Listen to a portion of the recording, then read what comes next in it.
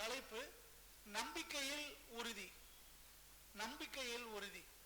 எந்த நம்பிக்கையில் உறுதி அப்படின்னா, தேவன் நமக்கு வாக்கு பண்ணிருக்கிற அந்த காரியத்திலே உறுதியா இருக்கிறதை குறித்து தான் தியானிக்க போகிறோம். தேவன் நமக்கு ஒரு காரியத்தை சொல்லியிருக்கிறார் அல்லது நமக்கு ஒரு வாக்கு பண்ணியிருக்கிறாருன்னு சொன்னா அதுல எந்த அளவுக்கு நம்ம நம்பிக்கையா இருக்கணும் அப்படிங்கிறத தியானிக்க போறாரு. நமக்கு தேவன் சொன்ன காரியத்து மேல நமக்கு ஒரு நம்பிக்கை வந்ததுக்கு பின்னால அதுல ஒரு தைரியம் நமக்கு தேவை. எல்லாரும் எதிர்த்து நின்னாலும் தேவனுடைய வார்த்தையை பெற்றிருக்கிற நாம அந்த நம்பிக்கையிலே அசையாதபடிக்கு நம்ம உறுதியாக இருக்க வேண்டியவர்களாக நம்ம இருக்கிறோம்.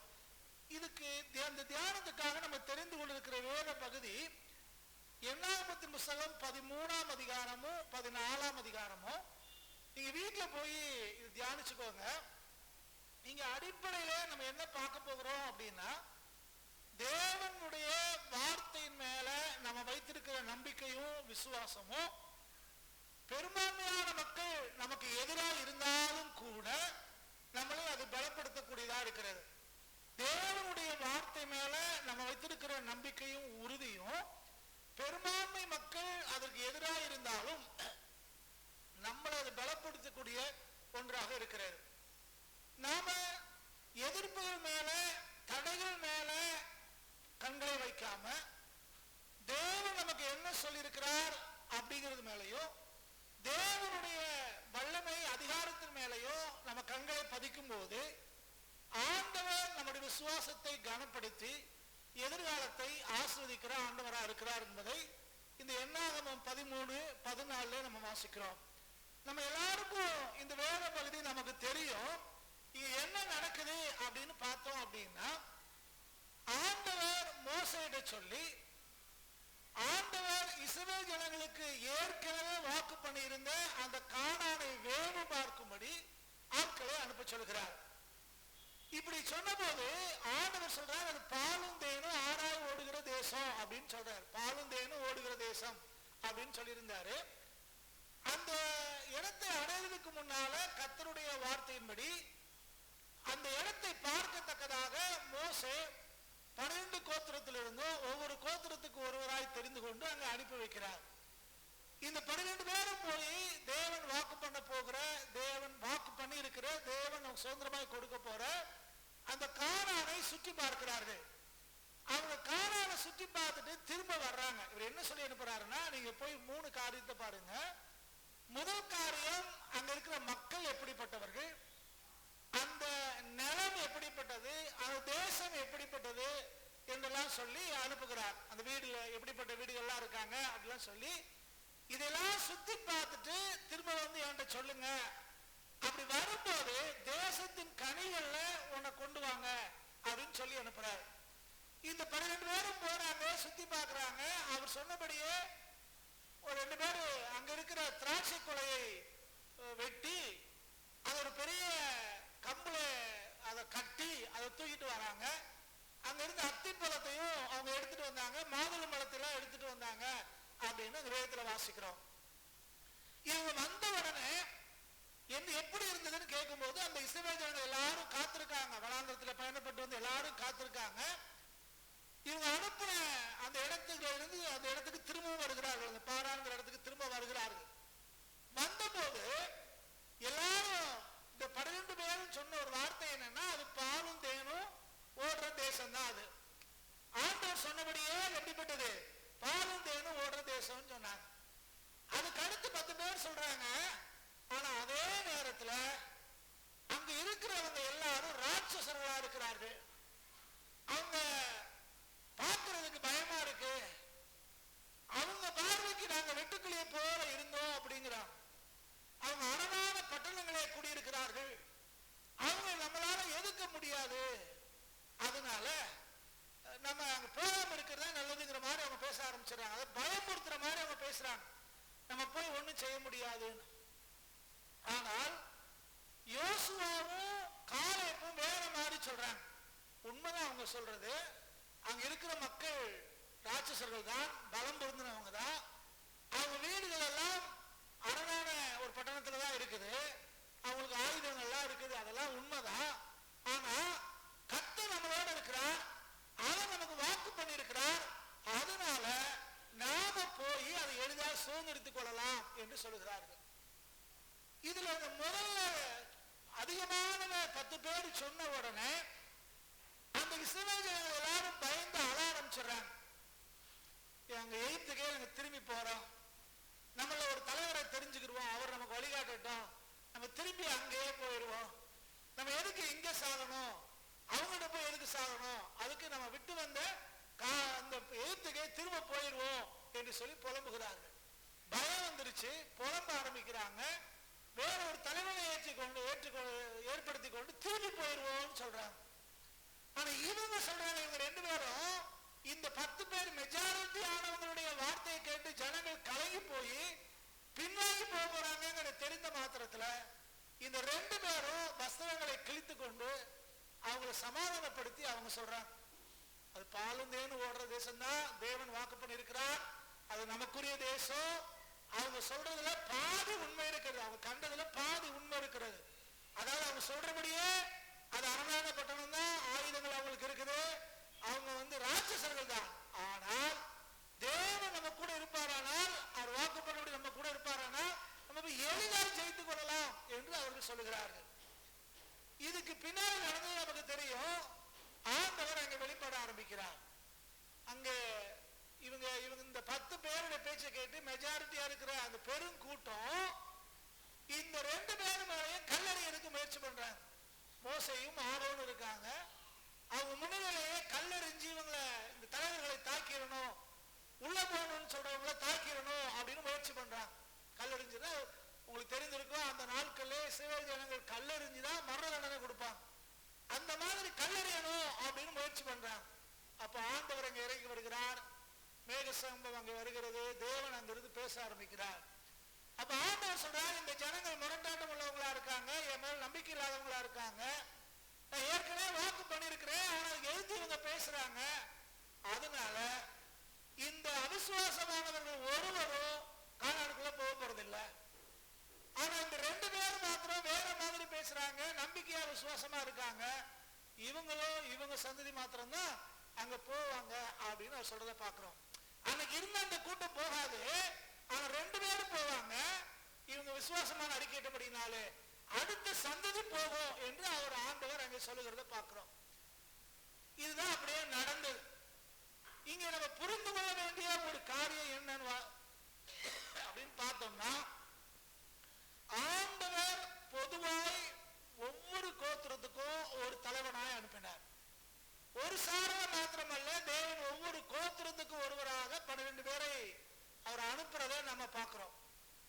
இவ சொல்லி அனுப்புறது அந்த இடம் எப்படிப்பட்டது, அந்த மக்கள் எப்படிப்பட்டவங்க, அவங்களுடைய நகரங்கள் எப்படி இருக்குது அப்படின்னு 3 காரியத்தை பார்க்க சொல்லி அனுப்புறாங்க. இப்ப போயிட்டு பொதுவாக முதல்ல சொன்ன அறிக்கை என்னன்னா, ஆண்டவர் சொன்னபடியே ஆண்டவருடைய வாக்குத்தத்தத்தின்படியே அது பாலும் தேனும் ஓடுகிற தேசம். இது பொதுவாக எல்லாரும் கண்ணால கண்டு சொன்ன ஒரு காரியம். ஆனா அதுக்கு அடுத்து நடந்த காரியம் தான் இது நம்ம கவனிக்கணும். இப்ப அடுத்து நம்ம கவனிச்சோம் அப்படின்னா 13ஆம் அதிகாரம் 26 இருந்து 33 வரைக்கும் நம்ம வாசிக்கும் போது இவங்க என்ன சொல்றாங்க, அந்த மக்கள் பலசாலிகள், அங்க இருக்கிற மக்கள், அந்த கானானிலே இருக்கிற மக்கள் பலசாலிகள், நம்மளோட ரொம்ப பலமானவங்க, அவங்க நகரமெல்லாம் அரணிப்பாய் பெருசா இருக்குது, அவங்க ராட்சசர் அப்படின்னு சொல்றத பாக்குறோம். இது உண்மை, யதார்த்தம் அதுதான். விசுவாசம் என்பது நமக்கு எதிராக இருந்தா கூட, காரியங்கள் இருந்தா கூட அதை ஏற்றுக்கொள்கிற ஒன்றுதான், யதார்த்தம். அப்படியேதான், அப்படிதான் இருக்காங்க. ஆனா அடுத்து அவங்க சொல்றது என்னன்னா, அவங்க ஆவியிலே ஒரு நம்பிக்கையும் விசுவாசமும் கிடையாது. அந்த இருக்கிற சூழ்நிலையை பார்த்து விட்டு அவங்க பயந்து போய் சொல்றாங்க, நம்மளை விட அவங்க பலசாலிங்க, அவங்க பார்வைக்கு நம்ம வெட்டுக்கிளிய போல இருந்தோம் அப்படின்னு சொல்லும் போது தங்களுடைய பலவீனத்தை, தம்முடைய நவநம்பிக்கையை, தம்முடைய அவிசுவாசத்தை அவங்க வெளிப்படுத்தி காட்டுறாங்க. இது கேட்ட மாத்திரத்துல அங்க இருந்து எல்லா மக்களுக்கும் பயம் உண்டாகுது, எழுத்துக்கு திரும்ப போயிடுவோம்னு சொல்றாங்க. யதார்த்தம் தான், அங்க மக்கள் அப்படித்தான் இருந்தாங்க, நகரம் அப்படித்தான் இருந்துச்சு. இந்த செய்தியை சொல்லும் போது இந்த மெஜாரிட்டி 10 பேர் என்ன சொல்றாங்கன்னா, நம்ம போய் அவங்களை ஜெயிக்க முடியாது, நம்ம அவங்க பார்வைக்கு வெட்டுக்கிளிய போல இருக்கும் அப்படின்னு சொன்ன மாத்திரத்துல ஒரு பெரிய கூக்குரல் அங்க உண்டு. அது 14ஆம் அதிகாரம் 1ஆம் வசனத்திலயா, அது 14:1 வாசிங்க. கூக்குரலிட்டு புலம்பினார்கள். பாருங்க, நைட்டெல்லாம் அழுதாங்களாம், அழுது கொண்டு இருந்தார்கள் எல்லாம்.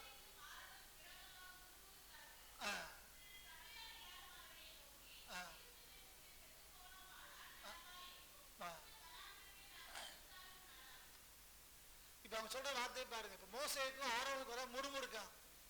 எங்களை எதுக்கு எய்த்துல இருந்து கூட்டு வந்தீங்க அப்படின்னு சொல்றாங்க. சொல்லிட்டு அந்த எய்த்துல நாங்க செத்துருக்கலாம், இல்லைன்னா இந்த வனாந்திரத்துல கூட செத்தா கூட நல்லதுதான், கானானுக்குள்ள போய் நாங்க சாகணுமா என்று மோசேக்கும் ஆரோனுக்கு எதிராக புலம்ப ஆரம்பிக்கிறான். இவன் கவனிக்கணும், யதார்த்தம் தான், ஆனா பார்வையிலே வித்தியாசம் இருக்கிறது. இந்த 2வது குறிப்பை குறித்து நீங்க வாசிங்கன்னா 6-9 வரைக்கும் வாசிக்கும். அங்க என்ன தெரியுதுன்னா, இந்த காலம் எப்போ வித்தியாசமான ஒரு காரியத்தை சொல்றாரு. நம்ம போய் சுதந்திரத்துக் கொள்ளலாம் அப்படின்னு சொல்றாரு. இந்த யோசுவாவும் காலேபோ ஆண்டவர் நம்ம கூட இருக்கிறார், அதனால பயப்பட தேவையில்லை அப்படின்னு சொல்றத பாக்குறோம். அது மாத்திரமல்ல, அவனுடைய பார்வை ஆண்டவருடைய வாக்குத்தத்தத்து மேல இருந்துச்சு. அவன் நம்பிக்கை ஆண்டவர் மேலையும் அவருடைய வாக்குத்தத்தத்து மேல இருந்துச்சே ஒழிய அந்த ராட்சசர்கள் மேல இல்ல. அதெல்லாம் கவனிக்கணும். 2 பேருமே பார்த்தாங்க. இந்த 2 பேரும் காலேபும் யோசுவாவும் பார்த்தாங்க. மெஜாரிட்டியா இருக்கிற 10 பேரும் பார்த்தாங்க. எல்லாரும் பார்வையிலேயே அவங்க ராட்சசரா தான் தெரிஞ்சாங்க. அரணிப்பான பட்டணமா தான் அவங்க ஊர் இருந்துச்சு. ஆனா 10 பேர் சொல்றாங்க, அவங்க பார்வைக்கு நாங்க வெட்டுக்கிளிய போல இருந்தோம் அப்படின்னு சொல்றாங்க. அவங்க ஜெயிக்க முடியாதுன்னு. இதை கேட்ட மாத்திரத்துல பெருங்கூட்டம் அழுது புறப்ப ஆரம்பிச்சிருச்சு. ஆனா இந்த யோசுவாவும் காலேபும் வித்தியாசமான மனுஷர்களா இருக்கிறாங்க. காலேபு வேற ஆவிய உடையவனா இருந்தான்னு இதே பதில வாசிக்கிறோம். இது வேற ஆவியோடைய இந்த காலேபு என்ன சொல்றாரு, அவங்க ராட்சசர் தான், ஆனா கர்த்தர் நம்ம கூட இருக்கிறார், அவர் நமக்கு வாக்கு பண்ணியிருக்கிறார். தேவன் நமக்கு வாக்கு பண்ணிருக்கிறபடினாலையும் கர்த்தர் நம்ம கூட இருக்கிறதுனாலையும் நம்ம போய் அதை மேற்கொள்ள முடியுங்கிறார், அவங்களை ஜெயிக்க முடியும் அப்படின்னு அவர் பேசுறத பாக்குறோம். காரணம் என்னன்னா, இந்த அதிகமான இந்த 10 பேருடைய பார்வை அந்த பெரிய வீடுகள் மேலையும் அந்த ராட்சசனுடைய பலத்து மேலையும் தான் இருந்துச்சு. அதை பார்த்தா அவங்க பயந்து போனாங்க. ஆனா வித்தியாசமா இந்த 2 பேரும் பாக்குறாங்க, இந்த ராட்சசர் தான், ஆனா நம்ம அனுப்புனவர், நம்ம கூட இருக்கிறவர், நமக்கு வாக்கு பண்ணினவர் யார் அப்படின்னு பார்த்தோம்னா அவர் சர்வ வல்லமையுள்ள தேவன். இவங்களை விட பலசாலி, இவங்களை விட பராக்கிரமம் உள்ளவர், இவங்களை விட மகிமையான காரியங்களை செய்கிறவர் சொல்லி ஆண்டவருக்கு, இந்த ஆண்டவர் மேல இந்த 2 பேருக்கும் அதிகமான நம்பிக்கையும் அவர் வார்த்தை மேல அதிகமான நம்பிக்கை இருந்தபடினாலே அவங்க வித்தியாசமா பேசுறாங்க. நம்ம தனிப்பட்ட வாழ்க்கையை யோசிச்சு பாருங்க, நடக்கிறது எல்லாம் ஒண்ணுதான், எல்லாருடைய பார்வைக்கும் ஒரே காரியம் தான் உலகத்துல நடக்குது. ஆனா நம்ம எப்படி அணுகுகிறோம், எதிர்மறையாய் அதை நம்ம யோசிப்போம் அப்படின்னா மற்றவங்களுக்கு பயத்தை உண்டாக்குவோம், மற்றவங்களோட சேர்ந்து பின்வாங்கி போவோம் தான் நினைப்போம். ஆனால் தேவனுடைய வார்த்தை மேல, தேவனுடைய வாக்குத்தத்தம் மேல நமக்கு நம்பிக்கை இருக்கும்னா நம்ம எதிர்காலத்தை நம்ம சுதந்திரிக்க முடியும், நம்ம ஜெயிக்க முடியும், நம்ம வாழ்ந்திருக்க முடியுங்கிற ஒரு நம்பிக்கை, விசுவாசம் நமக்கு வரும். அதை நம்ம அறிக்கையிட ஆரம்பிப்போம். நீங்க நம்ம எப்படி இருக்கோம்னு பாருங்க.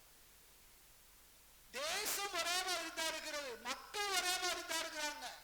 ஆனா 2 பேருக்கு, எண்ணிக்கையில குறைவா இருக்கிற 2 பேருக்கு தேவன் ஏற்கனவே சொன்ன வாக்குத்தத்தத்து மேல நம்பிக்கை இருக்கு. மத்த 10 பேரும் ஆட்களை இடத்தை மாத்தி பயப்படுறாங்க. அப்ப யாருடைய பார்வை வசனத்து மேலையும் தேவன் மேலையும் இருந்துச்சோ அவர்கள் அங்கே ஜெயிக்கிறத பாக்குறோம், அவங்க வாக்கு பண்ணப்பட்ட கானானுக்குள்ள போறத பாக்குறோம். ஆனா வெறும் சூழலை மட்டும் பார்த்து விட்டு தேவனுடைய வாக்குத்தத்தின் மேல, வசனத்து மேல நம்பிக்கை இல்லாதவர்கள் அங்கே செத்து மடிகிறத நம்ம பார்க்கிறோம். அதாவது வாக்குத்து பண்ணப்பட்ட தேசத்துக்குள்ளே அவர்களால பிரவேசிக்க முடியல. அப்ப மக்கள் ஒரே மக்கள் தான், சூழ்நிலை ஒரே சூழ்நிலை தான், ஆனா வசனத்து மேல நம்பிக்கை வச்சவங்க பார்வை வேற, உலகத்து மேல நம்பிக்கை வச்சவங்களுடைய பார்வை வேற. வசனத்தின் அடிப்படையில பார்க்கிறவர்கள் ஜெயிக்கிறார்கள். வெறும் உலக பிரகாரமாய் பிரச்சனையை மட்டும் பார்க்கிறவங்க அந்த தோற்று பார்வை பார்க்கிறோம். நம்ம பார்வை எப்படி இருக்கு கொஞ்சம் யோசிச்சு பாருங்க. இதே மாதிரி தான் கோலியாத்து மிரட்டிக்கிட்டு இருக்கிறான். சவுல் ராஜா பயந்து போய் அரண்மனையில இருக்கிறார்.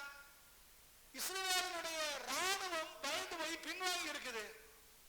ஆனா அந்த நேரத்துல தான் தாவீது வருகிறார். அவர் ஆடு மேய்க்கிற ஒரு இளைஞர். இந்த கோலியாத்து பேசுறதை கேட்கிறார். இவ யாரு என்னன்னு விசாரிக்கிறார். அங்க இருக்கிறவங்க காரியங்களை சொல்றாங்க. அது கேட்ட மாத்திரத்துல இந்த தாவீது சொல்றார், ஜீவனுள்ள தேவனுடைய சேனையை நிந்திப்பதற்கு இந்த விருத்த சேதனம் இல்லாத இந்த ஏமாத்திரம் அப்படிங்கிறார். இவங்க எல்லாம் எப்படி பார்த்தாங்க? கோலியாத்தை ராட்சசனா பாக்குறாங்க. பெலிஸ்திய படையை கண்டு பயப்படுறாங்க. அரசனாகிய சவுலே பயந்து போயிருக்கிறான். முழு இஸ்ரவேல் கோத்திரமும் பயந்து போயிருக்குது. இஸ்ரவேலோட ராணுவம் ஒளிஞ்சுக்கிட்டு இருக்காங்க, முன்னால வர மாட்டேங்காங்க. ஆனா ஆடு மேய்க்கிற ஒரு இளைஞன், யுத்தத்துல அனுபவம் இல்லாத ஒரு மனுஷன் ராஜாட்டே போய் சொல்றாங்க, நான் போய் அவனை பாத்துக்கிறேங்கிறான். மக்கள் மத்தியில சொல்றான், விருத்த சேதனம் இல்லாத இவன் ஏமாத்திரம், ஜீவனுள்ள தேவனை நிந்திக்கிறதுக்கு இவன் ஏமாத்திரம் அப்படிங்கிறான். அப்ப அன்னைக்கு இஸ்ரவேலரும் ராஜாவும் ராணுவம் பார்த்த பார்வை வேற, இந்த ஆடு மேய்க்கிற விசுவாசம் இல்ல இந்த சின்ன தாவீது பார்க்கிற பார்வை வேற. அவங்க பார்த்தது நம்ம பெரிய ராட்சசன்னு பார்த்தாங்க. ஆனா தாவீதுடைய பார்வை என்னன்னா, ஜீவனுள்ள தேவனை நிந்திக்கிறதுக்கு இது ஏமாத்திரம் அப்படிங்கிறான். கர்த்தரையும் கர்த்தருடைய சேனையும் எப்படி நிந்திக்கலாம், நான் அவனை வீழ்த்தி காட்டுறேன் அப்படிங்கிறான்.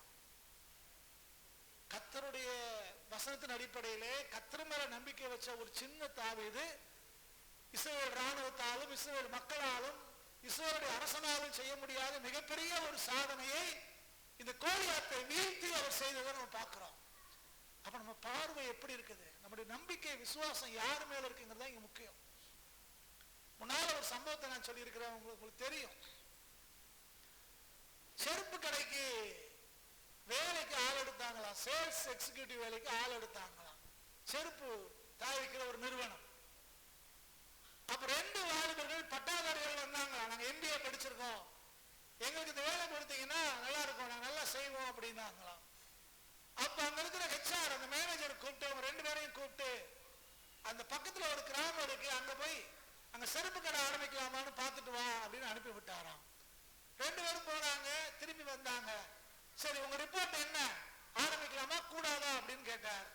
அப்ப முதல்ல ஒருத்தர் சொன்னானா, அங்க செருப்பு கடை ஆரம்பிக்க கூடாது அப்படின்னானா. ஏன் அப்படின்னா அங்க யாருமே செருப்பு போடல, அங்க ஆரம்பிச்சா வேஸ்ட், ஒருத்தர் வாங்க மாட்டான், வேஸ்ட் அப்படின்னா. அங்க செருப்பு கடை ஆரம்பிக்க முடியாது, வேற ஊர்னா பாப்போம். இப்ப 2வது என்ன கேட்டாங்களா, சரி நீ என்ன சொல்ற அப்படின்னா, ஆமா சார் அங்க ஒருத்தருமே செருப்பு போடல, அதனால அந்த ஊர்ல கடை போடலாம் அப்படின்னா. ஏன் அப்படின்னா ஒருத்தருமே செருப்பு போடல, வேற செருப்பு கடையும் போட்டியும் கிடையாது. இப்ப நம்ம செருப்பு கடை போட்டு செருப்பை பத்தி சொல்லி கொடுத்தோம் அப்படின்னா, நம்ம நடந்து காட்டணும்னா நல்ல வியாபாரம் நடக்கும். ஒருத்தர் கூட செருப்பு போடல, நல்ல வியாபாரம் நடக்கும் அப்படின்னு. 2 பேரும் ஒரே இடத்துக்கு தான் அனுபவப்படுறாங்க, ஒரே காரியத்தை பார்த்தாங்க, பார்த்த காரியத்துல வித்தியாசம் இல்ல, ஆனா 2 பேருடைய சிந்தனையிலே வித்தியாசம் இருக்கிறது. நம்ம ஆளுடைய பிள்ளைகளா இருக்கிறோம், இந்த உலகத்துல நம்ம வாழ்ந்து கொண்டிருக்கிறோம், நம்ம எப்படி யோசிக்கிறோம், நம்ம எப்படி மற்ற காரியங்களை பார்க்கிறோம் கொஞ்சம் யோசிச்சு பாருங்க. பல நேரங்களிலே நாம உலகத்தாரை போல சிந்திக்க ஆரம்பிக்கிறோம், பார்க்க ஆரம்பிக்கிறோம், உலகத்தாரை போல பேச ஆரம்பிக்கிறோம்.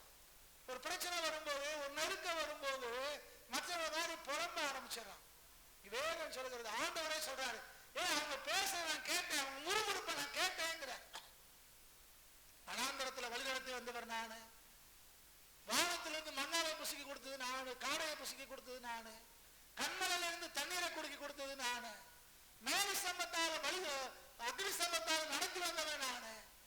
ஆனா சீக்கிரம் இவங்க பின்னாங்கி போயிடறாங்களே, முறுமுறுக்க ஆரம்பிச்சிடறாங்களே, தான் நடத்தி வந்த ஆரோனுக்கோ மோசேக்கு விரோதமாக முறுமுறுக்க ஆரம்பிக்காங்களே, நற்சாட்சி சொல்லுகிற இப்ப இந்த 2 பேருக்கு எதிராக பேச ஆரம்பிக்கிறாங்களே, ஆண்டவரை கோபப்பட ஆரம்பிக்கிறார். அப்ப நம்ம பேசுற ஒவ்வொரு வார்த்தைகளையும் தேவன் கவனிக்கிறாரு, தேவன் கவனிக்கிறாரு. இவங்க என்ன சொல்றாங்க, நாங்களும் எங்க பிள்ளைகளும் செத்து போயிடுவோம், ஆண்டவர் சொல்ல அப்படியே விடு, அவன் சாப்பிட்டு அதைத்தானே விரும்புறான், அவன் விரும்புறத விடு அப்படி. தேவன் வாக்கு பண்ணியிருக்கிறார், நான் உங்களை கொண்டு போய் சேர்க்க போறேன், அது பாலும் தேவனும் ஓடுகிற தேசம் அப்படின்னு கர்த்தர் சொல்லி இருந்தா சரின்னு கேட்டு அங்கிருந்து புறப்பட்டு வந்தவன் வழியிலே வித்தியாசமா யோசிக்க ஆரம்பிக்கிறார், புறம்ப ஆரம்பிக்காங்க. அங்க எழுத்திலே செத்திருந்தா நல்லா இருக்குங்கிறான், இந்த வனாந்தரத்தை செத்தா கூட பரவாயில்ல அப்படிங்கிறான். அப்ப கர்த்தருடைய வார்த்தையை விட தேவனுடைய வாக்குத்தத்தத்தை விட இது சாகிறத பெருசுன்னு நினைக்கிறான், அது விடுதலை நினைக்கிறான். தேவன் மேலையும் தேவனுடைய வார்த்தை மேலையும் இவங்களுக்கு விசுவாசமும் நம்பிக்கையும் இல்லை. அப்ப அடிப்படையில ஒண்ணு புரிந்து கொள்ள வேண்டும், தேவன் நமக்கு என்ன வாக்கு பண்ணிருக்கிறாரோ, தேவன் நமக்கு என்ன சொல்லியிருக்கிறாரோ அந்த காரியம் எல்லாம் நம்ம வாழ்க்கையிலே அப்படியே நடக்கிறதாக இருக்கிறது. ஒருவேளை மற்ற வெளியே நம்ம காண்கிற காரியங்கள் தேவன் நமக்கு வாக்கு பண்ணதுக்கு மாறா இருக்கலாம், தேவனுடைய வார்த்தைகளுக்கு மாறா இருக்கலாம். நடக்கிற காரியங்கள் எல்லாம் எல்லாருக்கும் ஒரு பயத்தை உண்டாக்குற மாதிரி இருந்தாலும், அது அவநம்பிக்கையை அவிசுவாசத்தை கொண்டு வரக்கூடியது மாதிரி நமக்கு தெரிஞ்சாலும், நம்ம அதை கண்டெல்லாம் சோர்ந்து போயிடாம, அழைத்தவர் ஆண்டவர், தெரிந்து கொண்டவர் ஆண்டவர், வாக்கு பண்ணியிருக்கிறவர் கர்த்தர், வார்த்தைகளை கொடுத்தவர் ஆண்டவர், விசுவாசத்தை கொடுத்திருக்கிறது அவர், ஆகவே கர்த்தர் நடத்துவார் அப்படிங்கிற நம்பிக்கை நமக்கு தேவை. வேதத்தில் வாசிக்கிறோம், அவரிடத்தில் அன்பு கூறுவர்களுக்கு சகலமும் நன்மைக்கு எதிராகவே நடக்கிறது. யோசேப்பு சகோதரபாபு சொல்றாரு, நீங்க எனக்கு தீமை செய்ய நினைச்சீங்க, ஆனா இன்றைக்கு நடந்து வருந்தபடியா வெகு ஜனங்களை உயிரோட காக்கும்படிக்கு கர்த்தரதை தேவன் அதை நன்மையாய் மாற பண்ணினாருங்கிறார். அப்ப நம்ம வாழ்க்கையில எது நடந்தாலும் சரி, அது தேவன் நமக்கு நன்மையாய் மாற்றி கொடுக்கிற ஆண்டவன். சுற்றி நடக்கிற காரியங்கள், நமக்கு எதிராக நடக்கிற காரியங்கள் நமக்கு நம்ம சோகம் உண்டாக்குற மாதிரி தெரிந்தாலும், நம்ம அந்த எதிரான காரியங்களை நம்ம யோசிச்சு சோர்ந்து போயிடாம, எதிராக நடக்கிற காரியத்தை பார்த்து பின்வாங்கி போயிடாம, எதிராக இருக்கிறத பார்த்துட்டு அவிசுவாசமாக நம்ம பேசிவிடாம, கர்த்தர் நம்மளோடு இருக்கிறார், கர்த்தருடைய வாக்குத்தத்தம் நம்மளோடு இருக்கிறது, கர்த்தருடைய சகல வார்த்தை நம்ம கூட இருக்கிறபடினாலே நாம ஜெயிப்போங்கிற நம்பிக்கை விசுவாசம் நமக்கு தேவை. இந்த சூழ்நிலையை பார்க்காதபடிக்கு கர்த்தரையும் கர்த்தருடைய வார்த்தையை யாரு பார்க்கிறாங்களோ அவங்களைத்தான் தேவன் ஜெயிக்க பண்ணுகிற ஆண்டவராக இருக்கிறார். நம்ம கொஞ்சம் ஆராய்ஞ்சு பார்க்கணும். பல நேரங்கள்ல பிசாசுக்கு நமக்கு எதிர்மறையான காரியங்களையே காட்டுறான். அதை பார்த்த உடனே சோர்ந்து போயிடக்கூடாது. சுற்றி நடக்கிற காரியம் எல்லாம் நம்ம நம்பிக்கைக்கு விரோதமாய், நம்முடைய விசுவாசத்துக்கு மாறாய், நம்முடைய எதிர்பார்ப்புக்கு மாறாய், நம்ம ஜெபத்துக்கு மாறாய் நடந்தா கூட அதெல்லாம் பார்த்து சோர்ந்து போயிடக்கூடாது. கர்த்தர் நமக்கு நன்மையானதை தருகிறவர், கர்த்தர் நம்முடைய ஜெபங்களுக்கு பதில் தருகிறவர், அவருடைய நாமத்தினாலே எதை கேட்டாலும் நமக்கு அவர் தருகிறவர். அந்த விசுவாசம் நம்பிக்கையும் ஒருபோதும் மாறக்கூடாது. தேவன் நமக்கு எல்லாத்தையும் செய்கிறவர், தருகிறவர் அப்படிங்கிறதுனால நம்ம எந்த இடத்துலையும் சோர்ந்து போயிடாம, பின்வாங்கிடாம, கர்த்தருடைய வாக்குத்தத்தத்தின் மேல உறுதியும் நம்பிக்கையோட நம்ம இருந்தோம்னா கர்த்தர் நமக்கு ஜெயம் கொடுக்கிற கர்த்தர். இங்க பிரச்சனை என்னன்னா, இந்த விசுவாசத்தை விட்டு நம்மளை குலைக்கணும், அவிசுவாசமா பேச வைக்கணும், பின்மாற்றத்துல போக வைக்கணுங்கிறது பிசாசுடைய தந்திரம். அந்த தந்திரமா நமக்கு நம்முடைய வாழ்க்கையில இந்த காரியங்களை செய்யறான். நம்மளும் பல பேரு அவனுடைய வலையில விழுந்து விடுகிறோம், அவருடைய கண்ணியிலே விழுந்து விடுகிறோம். அவன் பேசுற காரியங்களை நாமும் பேச ஆரம்பிச்சிடறோம். அது நம்ம ஒரு காரியத்தை தெளிவா தெரிந்து கொள்ளணும், எது நடந்தாலும் சரி தேவன் நம்மை சரியாய் நடத்துகிற கர்த்தர். என்ன நடந்தாலும் சரி அவர் வாக்குத்தத்தம் தான் நிறைவேறும். என்ன சொன்னாலும் சரி அவருடைய வேத வசனம் நம்ம வாழ்க்கையில நிறைவேறும். அதனால ஒருபோதும் நம்ம சோர்ந்து போக தேவையில்லை. சுற்றி நடக்கிற காரியங்கள் எப்படி இருந்தாலும் அதை பார்த்து நம்ம ஒருபோதும் சோர்ந்துடக்கூடாது. இதுல கவனிக்க வேண்டியது என்னன்னா, பெரும்பான்மையானவர்கள் 10 பேர், இந்த பெரும்பான்மையான 10 பேரு எதிர்மறையா பேசுறாங்க. அவங்க ராட்சசர்கள், அவங்க ஜனம் பெருத்தவங்க, அவங்க அரணிப்பான பட்டணத்தில் இருக்கிறாங்க, நிறைய ஆயுதங்கள் இருப்பு ஆயுதங்கள்லாம் வச்சிருக்காங்க என்று மெஜாரிட்டி பேசுறாங்க. ஆனா 2 பேரும் சொல்றாங்க 10 பேருக்கு எதிரா அவங்க பார்த்தது உண்மை, நாங்களும் பார்த்தோம். ஆனா கர்த்தர் இந்த தேசத்தை நமக்கு வாக்கு பண்ணியிருக்கிறார். இது பாலும் தேனும் ஓடுற தேசம். தேவன் நமக்கு வாக்கு பண்ணியிருக்கிறபடினாலே நாம இதை ஜெயிக்க முடியும். அப்ப நடக்கிற காரியங்களை பார்த்து நீங்கள் நானும் ஒருபோதும் பின்வாங்கி விடக்கூடாது. தேவன் நமக்கு என்ன வாக்கு பண்ணியிருக்கிறாரோ அது நிச்சயமா நம்ம வாழ்க்கையில நிறைவேறும். எத்தனை பேருக்கு கர்த்தருடைய வார்த்தை புரியுது? சோர்ந்து போவீர்களானால் உங்களுடைய பலன் குறுகினது. கர்த்தருக்குள் மகிழ்ச்சியா இருப்பதே உங்களுடைய பலன். நம்ம சோர்ந்து போக வைக்கணுங்கிறதா பிசாசுடைய தந்திரம். எப்படியாவது சோர்ந்து போக வச்சிடணும். அதுக்கு சகல தந்திரங்களையும் அவன் செய்யறான். ஆனா ஒருபோதும் இந்த பிசாசுடைய தந்திரத்துக்கு நாம இடம் கொடுத்துடவே கூடாது. என்ன நடந்தாலும் சரி, தேவன் என்ன வாக்கு பண்ணினாரோ அது நிச்சயமா நிறைவேறும். தேவன் என்ன சொல்லி இருக்கிறாரோ அது நம்ம வாழ்க்கையில அப்படியே நிறைவேறும். இந்த நம்பிக்கையும் விசுவாசமும் நம்முடைய இருதயங்களிலே ஆழமா பதிஞ்சிருக்கும். மெஜாரிட்டி, பெரும்பான்மையான மக்கள் இல்ல இல்ல இப்படித்தான் அப்படின்னு சொன்னா கூட, இல்ல கர்த்தர் நமக்கு என்ன சொல்லி இருக்கிறாரோ அது நடக்கும் அப்படின்னு. மார்ட்டின் லூத்தர் ஒரு இடத்துல சொல்றாரு, இந்த உலகமே எதிர்த்து நின்னாலும் நான் தனி மனிதனாய் ஆண்டவர் என்னோட இருப்பாரானால் நான் தனி மனிதனாய் அந்த உலகத்தை எதிர்த்து நிற்பேங்கிறார். உலகமே எதிர்த்து நிக்கட்டியா, ஆனா கர்த்தர் என் கூட இருப்பாருன்னா தனி மனுஷனா இந்த உலகத்தை எதிர்த்து நிற்பேங்கிறார். இந்த விசுவாசம், இந்த நம்பிக்கை தான் நமக்கு இன்னைக்கு தேவை. கர்த்தர் எனக்கு போதும், அவருடைய வார்த்தைகளும் அவருடைய வாக்குத்தத்தங்களும் போதும். தேவன் ஒருபோதும் பொய்யுரையாதவர். அவர் சொன்னதை கண்டிப்பாய் நிறைவேற்றுகிற கர்த்தர். அவர் வாக்கு மாறாத தெய்வம், பட்சபாதம் இல்லாத கர்த்தர். நமக்கு என்ன வாக்கு பண்ணினாரோ அதை நிறைவேற்றுகிறவராக அவர் இருக்கிறார். ஆனா நமக்கு அடிப்படையில ஒண்ணு புரியணும், நம்முடைய கர்த்தர் நம்ம கூட இருக்கிறார். அவர் நமக்கு வாக்கு பண்ணியிருக்கிறார். நம்மளை வாழ்விக்கிறதும், நம்மளை உயர்த்துறதும், தேவைகளை சந்திக்கிறதும், காரியங்களை பொறுப்பெடுக்கிறதும் எல்லாம் அவர் தான். நம்முடைய காலம் எல்லாம் அவருடைய கருத்துல இருக்கிறார். அப்ப எதை குறித்து நீங்கள் நானும் கவலைப்பட வேண்டியதில்லை. கர்த்தருடைய கருத்துல இருக்கிறதுனால அவர் நடத்துவார் நம்பிக்கை நமக்கு இருக்கு. எந்த காரியமா இருந்தாலும் சரி, தேவன் நமக்கு போதுமானவர்.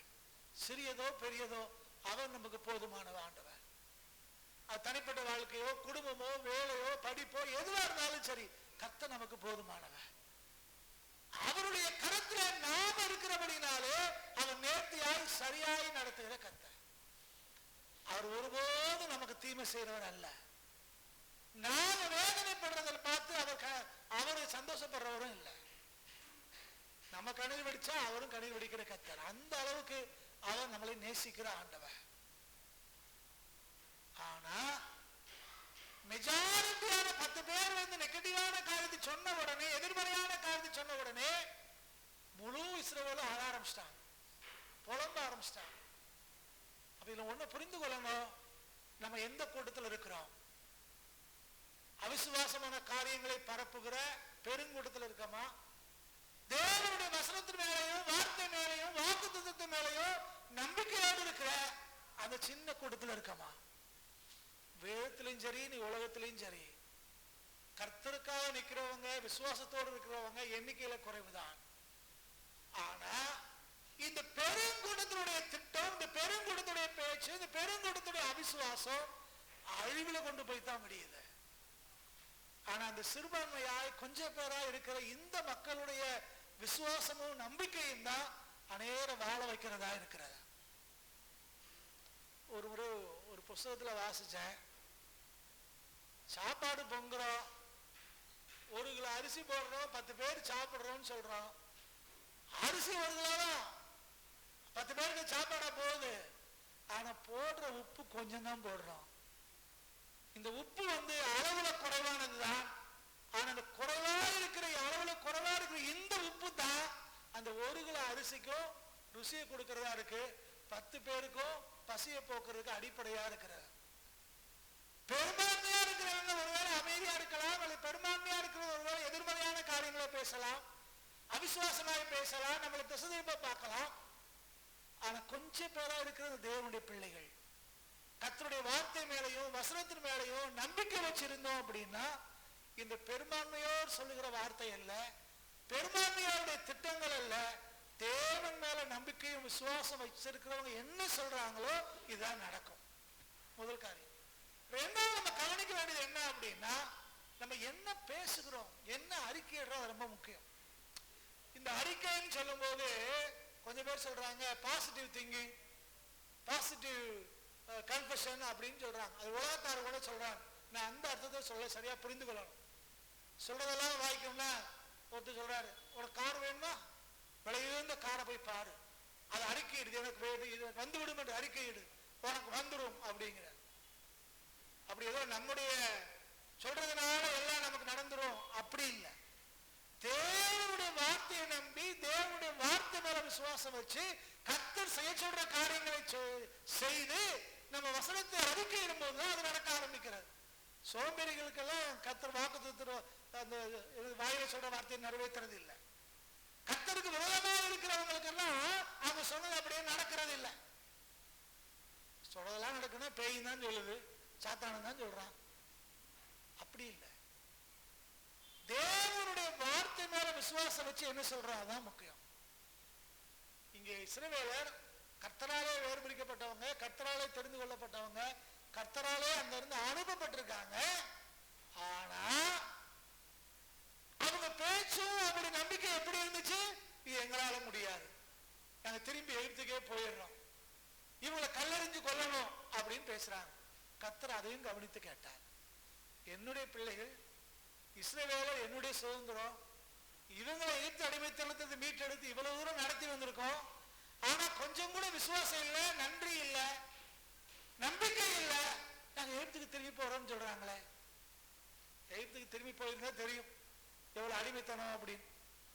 எல்லையை விட்டு வெளியேற வரைக்கும் அவன் துரத்திக்கிட்டு தான் வந்தான். கர்த்தருடைய கிருபையினாலே அவன் மீட்கப்பட்டான். ஆனா இப்ப போய் ஒரு எந்த காரணம் உடனே என்னன்னா நாங்க திரும்பி போயிடுறோம், எகிப்தை நினைக்கிறோம், அதை நினைக்கிறோம். கர்த்தர் எல்லாத்தையும் கேட்டுக்கொண்டுதான் இருக்கிறார். நாம ஆணுடைய பிள்ளைகள், நாம என்ன பேசுறோமோ அது நேர்மறையாக பேசினாலும் எதிர்மறையாக பேசினாலும் தேவனுடைய சமூகத்துக்கு எட்டுது. ஒரு முறை நம்ம தியானிச்சோம், நம்முடைய கூக்குரல் தேவ சமூகத்தை எட்டுது அப்படின்னு. நம்ம கூக்குரல் போட்டாலும் ஆண்டவர் கேட்கிறார், ஆண்டவரே இப்படி நடக்குதப்பா, இப்படி அநியாயமா இருக்குது அப்படின்னு கூக்குரல் போட்டாலும் கர்த்தர் கேட்கிறார். இங்க பாக்குறோம் அவிசுவாசி மாதிரி இவங்க பேசுறாங்க, அதையும் கர்த்தர் கேட்கிறார். ஐயா கல்லறிய போற, நீ ஒரு தலைவனை ஏற்படுத்தி ஏத்துக்கு போக போறியா, கர்த்தர் கோபப்படத்தான் செய்றார். அதே நேரத்தில் ஒரு 2 இளைஞர்களுடைய இந்த தைரியமான அறிக்கையை அவர் பார்க்கிறார். கர்த்தர் நம்மளோடு இருந்தாரானால் நம்ம போய் சுதந்திரித்துக் கொள்ளலாம், அதையும் கர்த்தர் கேட்கிறார். இன்னைக்கு நம்ம எப்படி எந்த கூட்டத்தில் இருக்கிறோம், முதலாவது. இரண்டாவது என்ன நம்ம நினைக்கிறோம், என்ன பேசுகிறோம். இரண்டாவது கர்த்தர் நம்ம நடத்தி கொண்டிருக்கிறார், நம்முடைய அறிக்கை எப்படி இருக்குதுன்னு பாருங்க. சில பேர் எப்ப பார்த்தாலும் பஞ்சம் பாட்டு தான் பாடிட்டு இருக்கும். ஒரு முறை நெகேமியா ஐயா, எலிசபெத் அக்காவுடைய அப்பா, அவருடைய ஊழிய ஆரம்ப காலங்களை சொல்லும் போது ஒரு காரியத்தை சொன்னார். ஏற்கனவே எங்கேயோ இடத்துல சொன்ன ஞாபகம் இருக்கு எனக்கு. சமீபத்தில் அவன் ஊழியத்தை ஆரம்பிச்ச புதுசுல ரொம்ப நெருக்கடியான ஒரு நேரம். அப்போ அவங்க சபையில ஒரு விசுவாசி மூப்பர் அப்படிங்கிற தானத்துல வச்சிருந்தாங்களாம். அவர் ஒரு நாள் டயத்துக்கு வரலையா, என்ன ஆராதனைக்கு ஆளை காணமே அப்படின்னு போய் பார்த்தா அவர் வீட்டுல நல்லா பொத்தி படுத்து கிடந்தாராம். இன்னைக்கு ஞாயிற்றுக்கிழமைன்னு தெரியாதா அப்படின்னா தெரியும் அப்படின்னாராம். ஆராதனைக்கு நேரம் ஆச்சுன்னு தெரியாதான்னு தெரியும் அப்படின்னாராம். படுத்திருக்க ஏன் வரல அப்படின்னா பசிக்குது, சாப்பிடல, பசியா இருக்கு, அதெல்லாம் வரல அப்படின்னாராம். உடனே ஒரு சரி அப்ப இவன் சாப்பாடு இல்லைன்னா வரமாட்டேங்கிறான் அப்படின்னு சொல்லிட்டு சரி வா வா வீட்டுல இருக்கு சாப்பாடு இருக்கு வா அப்படின்னு கூட்டு வந்தாராம். பிள்ளைகள்லாம் சின்ன பிள்ளைகள், அவங்களுக்கு கஞ்சி போட்டு வச்சிருந்தாங்களாம். இப்ப அவர் வந்தவங்க அவர் கேட்டாரா, கஞ்சியை பார்த்துட்டு கஞ்சியா, சரி எனக்கு பருக்கையா கொடுங்க அப்படின்னாரா. இருக்கிற சாதத்தெல்லாம் இருத்து அவருக்கு போட்டாங்க, கும்பால அள்ளி அள்ளி போட அவர் எல்லாத்தையும் காலி பண்ணிட்டாராம். இப்ப பிள்ளைகளுக்கு வெறும் தண்ணி தான் இருக்குதான், ஆனா அவருக்கு சாப்பாடுலாம் போட்டாச்சு. அவர் சொல்லிட்டு சொன்னாரு, அவன் சாகுற வரைக்கும் தடுத்துறதுலாம் இருந்தாராதான், திரும்ப திரும்ப சாப்பாடு சாப்பாடு சாப்பாடு தான் சொல்லிட்டு இருந்தான். ஒரு கூட்டம் இன்னைக்கு இப்படித்தான் இருக்கிறாங்க. கர்த்தர் தெரிந்து கொண்டால் கர்த்தர் ரட்சிக்கிறார். அப்படிங்கிற நம்பிக்கை இல்லாம எதுக்கு எடுத்தாலும் பஞ்சப்பாட்டே பாடிட்டு இருக்கிறது. கர்த்தர் எவ்வளவு செஞ்சாலும் என்னன்னா ஆண்டவரை குறை சொல்லிட்டு இருக்கிறது. உன்னை புரிந்து கொள்ளுங்கள். ஆண்டவரே சொல்றாரு, உங்களுக்கு செய்யறத சோதோம் கொமோராவுக்கு செஞ்சிருந்தா அவன் என்னைக்கே ரட்சிக்கப்பட்டிருப்பான் அப்படிங்கிற. கர்த்தர் இஸ்ரவேலுக்கு பாராட்டின தயவை சோதோம் கொமோராவுக்கு பாட்டு காட்டியிருந்தா அவன் விடுதலை ஆயிருப்பாங்க. அதே போலதான் இன்னைக்கு நம்மள தேவன் நமக்கு செஞ்ச நன்மைகளை, தேவன் நமக்கு செஞ்ச இரக்கங்களை, தேவன் நமக்கு செஞ்சிருக்கிற ஈவுகளை, தேவன் நமக்கு போதிச்சிருக்கிற போதனைகளை, தேவன் நமக்கு சொன்ன காரியங்கள்லாம் நினைச்சு பார்த்தோம்னா இது வேற ஒருத்தருக்கு சொல்லியிருந்தா அவங்க ஆண்டவரை உறுதியாக பிடிச்சுக்கிட்டு எங்கேயோ எழுந்து நின்று இருப்பான். ஆனா நம்மள பலர் இன்னைக்கு வரைக்கும் என்னதான் சொல்லிட்டு இருக்கோம், எனக்கு அது இல்லை இது இல்லை இப்படிதான் பேசிக்கிட்டு இருக்கோம். கர்த்தரை குறை சொல்லி கொண்டு இருக்கிறோம், சபையை குறை சொல்லி கொண்டு இருக்கிறோம், விசுவாச மக்களை குறை சொல்லிக்கிட்டு இருக்கிறோம், உறவு ஜனங்களை குறை சொல்லிக்கிட்டு இருக்கிறோம். பலருடைய வாழ்க்கை இப்படித்தான் இருக்கு. ஆனா யார் வேத வசனத்தை பிடிச்சுக்கிட்டு ஏது நடந்தாலும் பரவாயில்ல, தேவன் எனக்கு வாக்கு பண்ணியிருக்கிறார், கர்த்தரை வாழ்க்கையில செய்வார்னு விசுவாசோட முன்னேறி போறாங்களோ அவங்க தான் ஜெயிக்கிறவங்களா இருக்காங்க. ராட்சசர்களை பார்த்துட்டு இவங்க ராட்சசர்கள் அப்படின்னு அவங்களுக்கு பயப்படுறவங்க இல்ல. ராட்சசர்களை பார்த்துட்டு நான் ஆராதிக்கிற தெய்வம் இந்த ராட்சசரோட பெரியவர் அப்படின்னு யாருக்கு நம்பிக்கை விசுவாசம் இருக்கோ அவங்க தான் ஜெயிக்கிறாங்க. தேசத்தை சுத்தி பாக்குறாங்க, இருக்கதெல்லாம் பார்த்துட்டு 10 பேர் பயப்படுறான். இவங்க 2 பேரும் ஒரு அண்ணன் ரொம்ப வேடிக்கையா சொன்னார். நான் சின்ன காலையில படிக்கும் போது ரெண்டு பேரும் சேர்ந்து ஒரு திராட்சை கொலையை வெட்டி ஒரு மரத்துல கொம்புல கட்டி தூக்கிட்டு வர்றாங்களாம். ஊருக்குள்ள வர்றாங்க, அந்த பாராளுக்கு வர்றாங்க. இஸ்ரவேலுக்கு கோத்திர ஜனங்களாம் கேட்டாங்களாம், ஏது என்னடா இளநீ கொத்து கொலை, இவ்வளவு பெரிய கொலையா இருக்கு, இத்தனை காய் இருக்கு, இவ்வளவு பெரிய இளநியா இருக்கு அப்படின்னாங்களாம். அப்ப இவங்க 2 பேரும் சொன்னாங்களா, நல்லா பாருங்கடா இது இளநீ இல்ல இது திராட்சை பழம் அப்படின்னாலாம். அந்த மாதிரி அங்கிட்டு இன்னொருத்தன் பெரிய பலாப்பழம் தலையில தூக்கி வச்சுட்டு வந்தானா, ஏப்பா இப்படிப்பட்ட பலாப்பழம் நம்ம ஊர்ல எங்கேயுமே பார்க்கலையே, எகிப்திலையும் பார்க்கல, இந்த 40 வருஷம் வழிகளையும் பார்க்கல, எங்கேயும் பார்க்கலையே அப்படின்னாங்களாம். அப்ப அவங்க சொன்னாங்க, நல்லா பாருங்கடா இது பலாப்பழம் இல்ல இது சீத்தாப்பழம் அப்படின்னானா. சீத்தாப்பழம் எப்படி இருக்குது, பலாப்பழம் மாதிரி இருந்துச்சான். இப்படி அவ்வளவு விளையிற பூமி அதை தூக்கிட்டு வந்திருக்கான். ஆனா இங்க என்ன சொல்றாங்க, அங்க இருக்கிறவங்களா ராட்சசர், கர்த்தர் இப்படி ஆசீர்வதிச்சிருக்காரு இந்த பூமியேன்னு அதை மையப்படுத்த முடியல. ஆனா எதிரிகளை மட்டும்தான் பாக்குறான். இதை கொடுத்த ஆண்டவர் அவங்களை கொடுக்க மாட்டாரா, நம்பிக்கை இல்லை. இதுவரைக்கும் நடத்தின ஆண்டவர் இனியும் நடத்த மாட்டாரா, அது நம்பிக்கை இல்லை பல நேரங்கள்ல. ஆனா இன்னைக்கு நமக்கு தேவை என்னன்னா, பெரும்பான்மையான மக்கள் சொல்றபடி அவங்க கூட சேர்ந்துக்கிட்டு நாங்க திரும்பி போறோம், நாங்க எகிப்துக்கே போறோம், கர்த்தர் எங்களை கைவிட்டாரு, கர்த்தர் எங்களுக்கு நன்மை செய்யல அப்படின்னு சொல்றது லேசு. ஆனா அதே அனுபவத்துக்குள்ள கடந்து வந்திருக்க 2 பேரும் சொல்றாங்க அதெல்லாம் உண்மைதான். ஆனா கர்த்தர் நம்மளோட இருக்கிறார், நம்ம போய் எளிதாய் ஜெயித்துக் கொள்ளலாம், நம்ம போனா எளிதாய் ஜெயித்துக் கொள்ளலாம். எந்த குரூப்ல இருக்கோம் கொஞ்சம் ஆராய்ஞ்சு பாருங்க. நாமே கொஞ்சம் யோசிச்சு பார்ப்போம். நம்ம ஆண்டவர் நம்ம கூட இருக்கிறார், அவர் நம்மளை நடத்துகிற கர்த்தர். எந்த காரியத்திலெல்லாம் நம்ம சோர்ந்து போயிருக்கிறோம் கொஞ்சம் ஆராய்ஞ்சு பாருங்க. சில பேருக்கு சில படிப்புகள் கஷ்டமா இருக்கு, சில பேருக்கு சில தொழில்கள் கஷ்டமா இருக்கு, சில பேருக்கு சில சரீரத்தினுடைய பிரச்சனைகள் கஷ்டமா தெரியுது, சில பேருக்கு குடும்ப காரியங்கள் கஷ்டமா தெரியுது, சில பேருக்கு வருமானங்கள் கஷ்டமா தெரியுது. இப்படி ஒவ்வொருத்தருக்கும் ஒவ்வொரு காரியத்தை பார்த்துட்டு நமக்குள்ள சோர்ந்து போய் விடுகிறோம். இவ்வளவு நாள் ஜெபம் பண்ண ஏன் நடக்கலன்னு நினைக்கிறோம். ஆனாலும் ஒண்ணு புரிந்து கொள்ளுங்கள், தேவன் நம்ம கூட இருந்தாருன்னா ஏற்ற சமயத்துல சகலத்தை அவர் நமக்கு சாதகமாய் மாற்றுகிற ஆண்டவர்.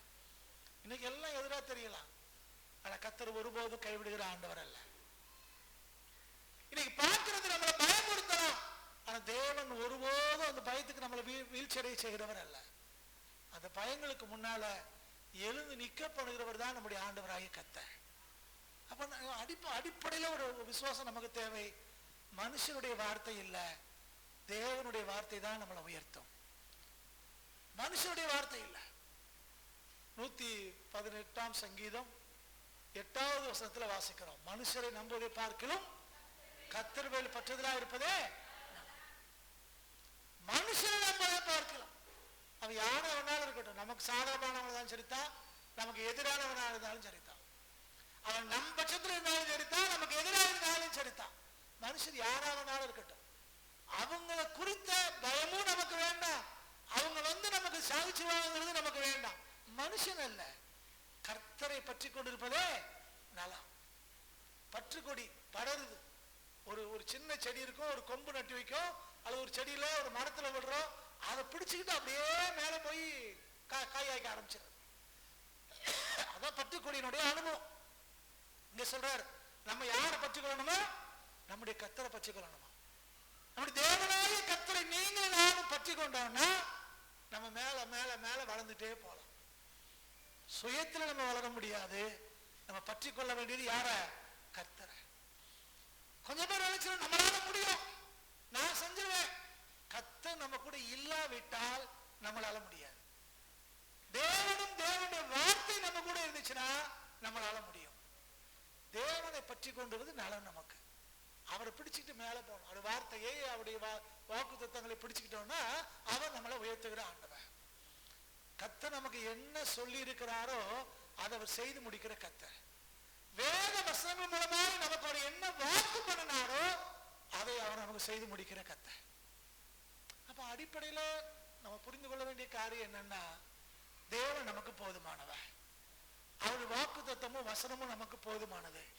அவர் என்ன சொன்னாரோ அதை நமக்கு நம்ம வாழ்க்கையில அவர் செய்து முடிப்பார். நம்ம வாழ்க்கையில் நடக்கிறது எல்லாம் வேத வசனத்தின் அடிப்படையில் தான் நடக்கும். வசனத்தை உறுதியாக நம்ம பிடிச்சுக்கிட்டோம்னா அந்த வசனம் உங்களை என்னையும் வாழ வைக்கும். தேவனுடைய வசனம் உங்களை என்னையும் உயர்த்தும். தேவனுடைய வசனம் நம்ம தேவையெல்லாம் சந்திக்கும். தேவனுடைய வசனம் சகல ஜனங்களுடைய கண்களுக்கு முன்னால நம்மளை தலைநிமிர்ந்து நடக்க பண்ணும். நம்ம எப்படி இருக்கிறோம் அதான் முக்கியம். வேத வசனத்து மேல நம்பிக்கை வச்சிருக்கோமா? அது சுற்றுப்புறத்தில் நடக்கிற காரியங்களை பார்த்து நம்ம பயப்படுகிறோமா? கொஞ்சம் யோசிப்போம். பயம் நமக்கு தேவையில்லை. பெரும் புயல் அடிச்சாலும் சரி, பெரிய அலை வந்தாலும் சரி, நம்ம பற்றி கொள்வதற்கென்று ஒருவர் இருக்கிறார். அவர்தான் நம்முடைய ஆண்டவராகிய இயேசு கிறிஸ்து. என்ன நடந்தாலும் சரி, தேவன் மேல நமக்கு நம்பிக்கையும் விசுவாசம் இருக்கும்னா அவர் நம்ம செம்மையாய் நடத்துகிற ஆண்டவர். ஆதியிலே ஒன்றும் இல்லாமையில் இருந்து எல்லாவற்றையும் உருவாக்கி கொடுத்த கர்த்தர் அவர். நம்ம வெறுமனே இருக்கும்போதுதான், நம்ம பாவிகளா இருக்கும்போதுதான் நம்மளை நேசித்து நம்மளை தேடி வந்து நம்மளை ரட்சித்தவர் அவரை. காணி ஆட்சிக்கு நம்ம புறம்பே இருந்த போது அவர் சொந்த ரத்தத்தை நமக்காக சிந்தி நம்மளை மீட்டு கொண்டவர் அவரை. தம்முடைய ஜீவனையே நமக்காக கொடுத்தவர். மற்ற எல்லாவற்றையும் அருளாது இருப்பது எப்படி? எப்படி? அதனால வேதத்துல வாசிக்கிறோம், ஆண்டவரே சொல்றாரு, அது தேவை இது தேவையெல்லாம் யோசிக்காதீங்க, இவையெல்லாம் உங்களுக்கு வேண்டும் என்று உங்களுக்கு பரமபிதா அறிந்திருக்கிறார். அஞ்ஞானிகளை நாடி தேடுறாங்கிறார். நமக்கு என்ன தேவையோ அதை கர்த்தர் நமக்கு தேவன் செய்வார். இது வேணும் அது வேணும் இதுல போய் நேரமே செலவழிக்க வேண்டாம். நீங்கள் நானும் அழ வேண்டியதும், நீங்கள் நானும் ஜெபிக்க வேண்டியதும், நீங்கள் நானும் உழைக்க வேண்டியதும் இன்னும் பல காரியத்துக்கு இருக்கு, தேவையா இருக்கு. அதை செய்யாம இங்க வெறும் ஆதாரத்துக்காகவும் உடைக்காகவும் இருக்கிற வீடுக்காகவும் புலம்பிட்டு இருந்தோம்னா, தேவன் நம்மளை தெரிந்து கொண்டு, தேவன் நம்ம வேறு பிரிச்சு, தேவன் நம்மளை அபிஷேகம் பண்ணின அந்த மேன்மையான எண்ணத்தை நீங்கள் நானே இழந்துருவோம். தேவ திட்டம் தேவ சித்தம் நம்ம வாழ்க்கை நிறைவேறணும்னா தேவன் நம்ம நடத்துவார் அப்படிங்கிற விசுவாசமும் நம்பிக்கையும் நமக்கு இருந்து அவருடைய வார்த்தையை உறுதியாய் பற்றி கொண்டமையானால் அவர் நம்ம செம்மையாய் நடத்துவார். கர்த்தருடைய வார்த்தை புரியுதா? அப்ப தேவன் மேலையும் அவர் வார்த்தை மேலையும் அசைக்க முடியாத நம்பிக்கை நமக்கு தேவை. சுற்றி நடக்கிற காரியங்களை பார்த்து நம்ம சோர்ந்து போயிட தேவையில்லை. யாரையும் குறை சொல்ல குற்றம் சொல்ல தேவையில்லை. ஆண்டவர் மேல முறுமுறுக்க தேவையில்லை. பழைய வாழ்க்கை இருந்தா அப்படி நடந்திருக்கும் இப்படி நடந்திருக்கலாம் யோசிக்க வேண்டியதில்லை. பின்மாற்றத்தை பார்க்க வேண்டாம், எழுத்துக்கு திரும்ப வேண்டாம். கத்தரை உறுதியாய் பிடிச்சுக்கொண்டோம்னா கத்தர் நடத்துவார். இந்த யோசேப்பையும் இந்த காலேப்பையும் யோசுவாவையும் கத்தர் எப்படி கானானுக்குள்ள கொண்டு போய் சேர்த்தாரோ அதே போல உங்களை என்னையும் கொண்டு போய் சேர்ப்பதற்கு அவர் போதுமான கர்த்தரா இருக்கிறார். அன்றைக்கு இஸ்ரவேல் ஜனங்களுக்கு கானானுக்குள்ள பிரவேசிப்பது, அதுவும் வெறுமனே வேவு பார்த்து வந்ததுக்கே அவங்கள பயந்தாங்க. ஆனா நீங்களும் நானும் உன்னை புரிந்து கொள்ளணும், நம்முடைய எதிர்காலம் என்பது கர்த்தருடைய கரத்திலே இருக்கிறது. அவர் உள்ளங்கையிலே நம்மளை வரைந்திருக்கிறார். அவர் கண்மணி போல நம்மளை காக்கிறவர். அவர் செம்மையான வழியில நம்மை நடத்துவாரு. அதனால அவருடைய வார்த்தை மேல, அவருடைய வசனத்து மேல நம்ம நம்பிக்கை வச்சோம்னா அவர் நம்மை செம்மையாக நடத்துகிற ஆண்டவராக இருக்கிறார். அவர் நமக்கு போதும். அவர் நம்ம எல்லா தேவைகளையும் சந்திக்கிறவர். இந்த ஆசீர்வாதத்தை, இந்த வாக்குத்தத்தங்களை யாருக்கு அவர் நிறைவேற்றினார்னா அவருடைய வசனத்தை ஏற்றுக்கொண்டு, அவருடைய வசனத்துக்கு கீழ்ப்படிஞ்சு, அவருடைய வசனத்துக்கு பயந்து அதன்படி நடக்கிறவன் எவனோ அவங்களுக்கு தான் நடக்குது. ரொம்ப அழகா சொல்றார் 122 சங்கீதத்துல, கர்த்தருக்கு பயந்து அவர் வழிகளில் நடக்கிறவன் எவனோ அவனுக்கு தான், அவன் தான் பாக்கியவான். அவனுக்கு தான் கர்த்தர் ஆசீர்வாதத்தை கொடுக்கிறார். தேவனுடைய வார்த்தைக்கு விரோதமாக செயல்பட்டு கர்த்தர் எனக்கு அதை கொடுப்பார் அப்படிங்கிறது இல்லை. சகலவிதமான பாவங்களை நம்ம இருந்துட்டு தேவனுக்கு இதை செய்வார் அப்படிங்கிறது இல்லை. கர்த்தருக்கு பயந்து அவர் வழிகளில் நடக்கிறவன் எவனோ அவன் பாக்கியவான். அப்ப நீங்களும் நானும் கர்த்தருக்கு பயந்து அவருடைய வார்த்தையை கை கொள்வோம்னா, எதிரே இருக்கிற ஒரு ராட்சசனா இருந்தாலும், எதிரே இருக்கிற தேசம் அரணிப்பான பட்டணமா இருந்தாலும், எதிரே இருக்கிறவர்கள் நம்மளை பயப்படுத்துறவங்க மாதிரி ஆயுதங்களுடையவங்களா இருந்தாலும், கர்த்தர் நம்மோடு கூட இருந்து அவைகளை மேற்கொள்ள, ஜெயிக்க, அந்த வாக்கு பண்ணப்பட்ட தேசத்தை சுதந்திரிக்க அவர் நமக்கு பலம் தருவார். ஆனா நமக்கு இருக்க வேண்டிய ஒரே ஒரு ஆசை என்னன்னா, அவருடைய வார்த்தையை உறுதியாய் பிடிச்சுக்கணும், அவருடைய வசனத்தை உறுதியாய் பிடிச்சுக்கணும், வாக்கு தத்தங்களை உறுதியாய் பிடிச்சுக்கிட்டு அவர் மேல நம்பிக்கை வச்சு நம்ம கடந்து போவோம். கர்த்தர் ஏற்ற சமயத்துல நம்ம ஒவ்வொருவருக்கும் தேவையான சகல காரியங்களை சந்தித்து வாக்கு தத்தங்களை அவர் வாழ்க்கையை நிறைவேற்றுவார். ஜோமனுமா இருக்கிறவங்களை அப்படி எழுதி நிற்கலாம். கர்த்தருடைய முகத்தை நோக்கி பார்ப்போம். நம்முடைய நம்பிக்கையில உறுதி தேவை. உலகமே ஒரு பக்கம் எதிர்த்து நின்றாலும் கர்த்தர் நம்மளோட அவருடைய வார்த்தை நம்ம கூட இருக்குன்னா தனிமனிதராய் நம்ம எழுதி நிற்க முடியும். அவை எல்லாவற்றையும் எதிர்த்து துணிந்து தைரியமாய் நிற்க முடியும். எப்ப நம்ம தைரியமா நிற்க முடியும்னா அவருடைய வார்த்தை மேல விசுவாசமும் நம்பிக்கை இருக்கும் போதுதான். கர்த்தருடைய வார்த்தை மேல நம்பிக்கை வச்சவங்க தோற்று போனதா சரித்திரம் இல்லை. கர்த்தருடைய வசனத்து மேல நம்பிக்கை வச்சவங்க நஷ்டம் அடைஞ்சதா சரித்திரம் இல்ல. தேவனுடைய வார்த்தையை கை கொண்டு நடக்கிறவங்க பின்வாங்கி போனதா சரித்திரம் கிடையாது. அன்பான தேவனுடைய பிள்ளைகளே, கண்ணால காண்கிறது இல்ல, நமக்கு எதிரடையாய் நடக்கிற காரியங்கள் இல்ல, எதிரினுடைய வார்த்தை அல்ல, நாம சுற்றி இருக்கிற பெருங்கூட்டம் சொல்ற ஆலோசனை அல்ல, தேவன் மேல இருக்கிற நம்பிக்கை, தேவனுடைய வார்த்தை மேல இருக்கிற விசுவாசம், அது உறுதியா இருக்குமானால் தேவன் நம்மளை ஜெயங்கொள்ள செய்வார். தேவன் நம்ம வாழ்க்கையிலே அடைய வேண்டிய இலக்கை அடைய அவர் நமக்கு கிருபை செய்வார். தேவன் விதமாக செய்யும்படி கர்த்தரை ஸ்தோத்திரம் பண்ணுவோம். யாராவது ஒருத்தர் இதுக்கு ஆட்சேபிக்கலாம்.